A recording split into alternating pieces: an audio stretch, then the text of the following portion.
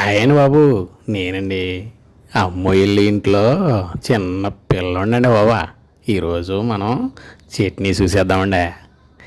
కొబ్బరి చట్నీ అండి. మీలో ఎంతమందికి తెలుసండి కొబ్బరి చట్నీ ఎలా చేయాలో మనం ఇప్పుడు చూసేద్దామండి బాబా.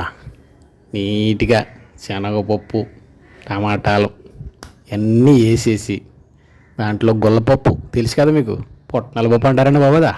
ఇవన్నీ వేసేసి శుభ్రంగా వేపేసి మిక్సీ పడేసి కాస్త తాలింపు పెట్టేసుకొని నీట్గా వేడివేడి దోశ లేదా ఇడ్లీలు వేసుకొని తింటే ఉంటుందండి. మరే అయ్యి బాబాయ్ బాబాయ్ బాబా, అదే నా చిన్నప్పుడు అయితే అండి చట్నీ మొత్తం నాకేసేవాడినండి బాబు. నేను చాలా బాగుంటుందండి, మీరు ట్రై చేయండి. ఈ లోపల జోరు చూసేద్దామండి. మీలో అందరికీ తెలిసే ఉంటుంది, బతుకు బస్ స్టాండ్ అంటే ఏంటో తెలిసండి మీకు. భార్య బస్ స్టాండ్ లాంటిదండి, మనమేమో డ్రైవర్ అంటే బస్సులు అంటే ఎంత దూరం తిరిగినా కానీ ఆ బస్ స్టాప్కే రావాలి. దీన్నే అంటారేమో బతుకు బస్ స్టాండ్ అంటేనేమో. ఏంటండి గుర్తుపెట్టుకుండా పాలు సబ్స్క్రైబ్ చేసి లైక్ చేసి ఫాలో కూడా కొట్టేయండి మరి.